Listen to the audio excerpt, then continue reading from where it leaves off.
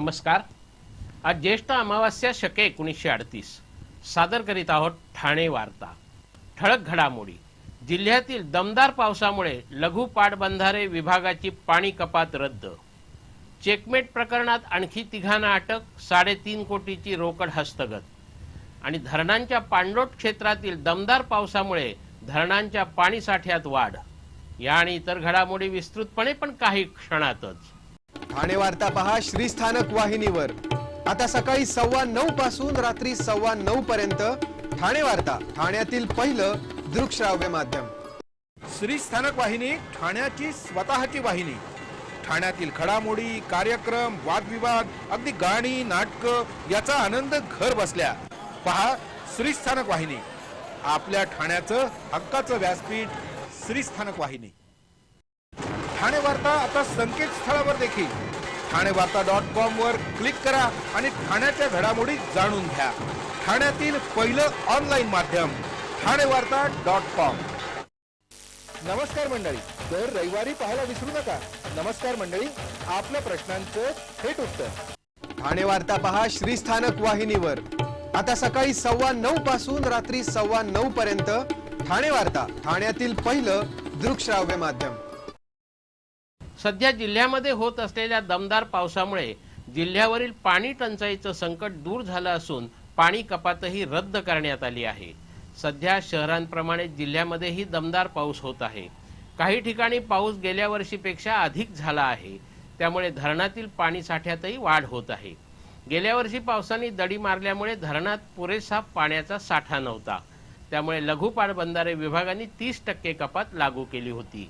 त्यामुळे काही ठिकाणी 2 दिवस तर काही ठिकाणी 3 दिवस पाणी बंद ठेवलं जात होतं। मात्र या दमदार पावसामुळे जिल्ह्यातील ही पाणी कपात रद्द करण्यात आली आहे। लघु पाटबंधारे विभागाने पाणी कपातीचं वेळापत्रक रद्द केलं आहे। त्याचप्रमाणे उल्हास नदीतून 100% पाणी उचलण्यास परवानगी दिली आहे। यामुळे ठाणे, कल्याण, डोंबिवली, भिवंडी आणि आजूबाजूच्या परिसराची पाणी टंचाईतून सुटका झाली आहे। ठाणे शहर दैनिक पत्रकार संघाच्या अध्यक्षपदी नवाकाळचे प्रतिनिधी राहुल लोंढे यांची निवड झाली आहे। एखाद्या राजकीय निवडणुकीसारख्या अटीतटीच्या ठरलेल्या या निवडणुकीत राहुल लोंढे यांची अध्यक्षपदी निवड झाली। उपाध्यक्षपदी अतुल मळेकर, कार्याध्यक्षपदी विकास काटे, सरचिटणीस म्हणून समीर मार्कंडे, सहचिटणीस म्हणून दीपक शेलार तर खजिनदार म्हणून अमोल सुर्वे यांची निवड झाली। पत्रकार संघाच्या या निवडणुकीला यंदा प्रथमच राजकीय निवडणुकीचं स्वरूप प्राप्त झालं होतं। अगदी अटीतटीच्या आणि चुरशीच्या झालेल्या या निवडणुकीत राहुल लोंढे यांनी बाजी मारली। गेल्या काही दिवसांपासून दडी मारून बसलेल्या पावसाने आता धरणांच्या पाणलोट क्षेत्रातही जोरदार हजेरी लावली आहे। ठाणे जिल्हा आणि आजूबाजूच्या परिसराला पाणी पुरवठा करणाऱ्या भातसा आणि बारवी या 2 महत्त्वाच्या धरणांच्या पाणलोट क्षेत्रात चांगलाच पाऊस झाला आहे। या पावसामुळे धरणांच्या पाणी साठ्यातही वाढ झाली आहे। भातसा परिसरामध्ये गेल्या 24 तासात 118 मिलीमीटर तर बारवी परिसरात 72 मिलीमीटर पाऊस झाला। तुलनात्मक विचार करायचा झाला तर गेल्या वर्षीच्या तुलनेत भातसा परिसरात अवघा 10 मिलीमीटरने कमी तर बारवी धरणाच्या पाणलोट क्षेत्रात गेल्या वर्षीच्या तुलनेत 102 मिलीमीटर पाऊस अधिक झाला आहे। त्यामुळे धरणातील पाणी साठ्यातही चांगली वाढ झाली आहे।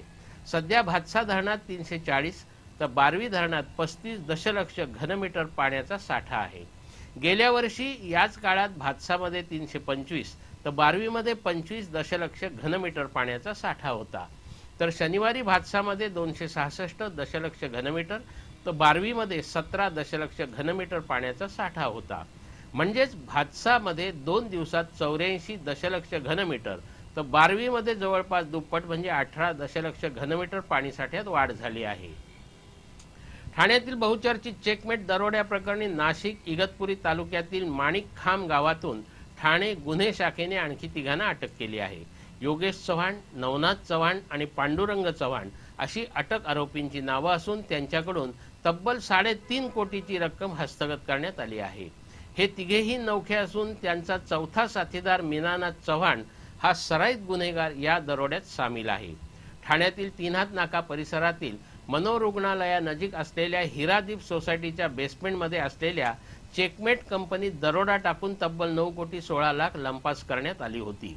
या दरोड्यातील 21 जणांच्या टोळीतील 6 जणांना गजाआड करून 4.5 कोटी हस्तगत करण्यात आले। त्यानंतर ठाणे गुन्हे शाखा आणि नाशिक गुन्हे शाखेने संयुक्त कारवाई करून या तिघांना अटक केली आहे। इगतपुरी तालुक्यातील माणिकखांब गावातील शेतातील जमिनीत पुरून ठेवलेली कोट्यावधीची रक्कम हस्तगत केली आहे। पोलिसांनी याआधी नाशिकमधील उमेश वाघ आणि हरिश्चंद्र मते या दोघांना अटक करून त्यांच्याही शेतातून रोकड हस्तगत केली होती। त्यामुळे नाशिकमधील आरोपींची संख्या आता 5 झाली आहे।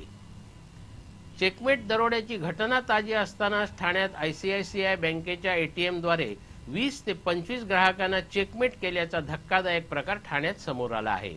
भामट्यांनी ग्राहकांच्या बँक खात्यातून लाखो रुपये काढल्याने सर्व संतप्त बँक खातेदारांनी कळवा पोलीस ठाण्यात धाव घेतली। फसवणुकीचा हा आकडा 13 लाखाच्या आसपास आहे। यासाठी भामट्यांनी कळवा नाक्यावरील आयसीआयसीआय बँकेच्या एटीएम सेंटरचा गैरवापर केल्याचं समोर आल्याने कळवा पोलिसांनी गुन्हा दाखल करून सायबर गुन्हे शाखेद्वारे तपास सुरू केला आहे। कळवा नाक्यावर शिवसेना शाखेजवळ असलेल्या इमारतीत आयसीआयसीआय बँकेचं एटीएम सेंटर आहे।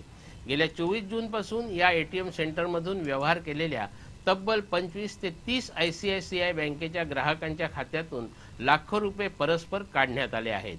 शोएब मुल्ला, पूर्णिमा शिगवण, श्रीनिवास मुंडे आदी ग्राहकांनी झालेल्या फसवणुकीची माहिती प्रसार माध्यमांना दिली आहे।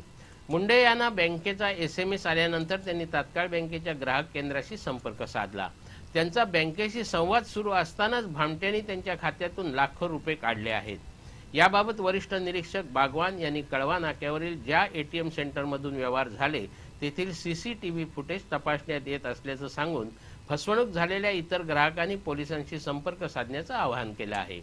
तसंच एटीएम कार्डचं क्लोनिंग करून अथवा इतर तंत्रज्ञानाद्वारे भामट्यांनी हा लाखोंचा गंडा घातल्याचा प्राथमिक अंदाज वर्तवला आहे।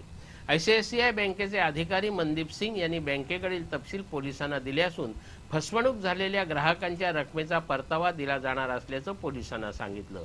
एटीएम घोळ झालेल्या कळवा येथील या आयसीआयसीआय बँकेच्या एटीएम सेंटरमध्ये बँकेकडून कुठलीही सुरक्षा व्यवस्था ठेवली नसल्यानेच हे प्रकार घडल्याचा आरोप ग्राहकांकडून केला जात आहे। ठाणे वार्ता पहा श्रीस्थानक वाहिनीवर। आता सकाळी 9:15 पासून रात्री 9:15 पर्यंत ठाणे वार्ता, ठाण्यातील पहिलं दृकश्राव्य माध्यम। आपला परिसर स्वच्छ आणि सुंदर ठेवण्यासाठी ठाणे महापालिकेत सहकार्य करा। ओला सुका कचरा वेगवेगळा जमा करा आणि रोगराईपासून मुक्तता मिळवा। ठाणे वार्ता आता संकेतस्थळावर देखील ठाणेवार्ता.com वर क्लिक करा आणि ठाण्याच्या घडामोडी जाणून घ्या। ठाण्यातील पहिलं ऑनलाईन माध्यम ठाणेवार्ता.com। डॉक्टर आणि रुग्णांचं पिढ्यानपिढ्यांचं जिव्हाळ्याचं नातं म्हणजेच डॉक्टर बेडेकर हॉस्पिटल।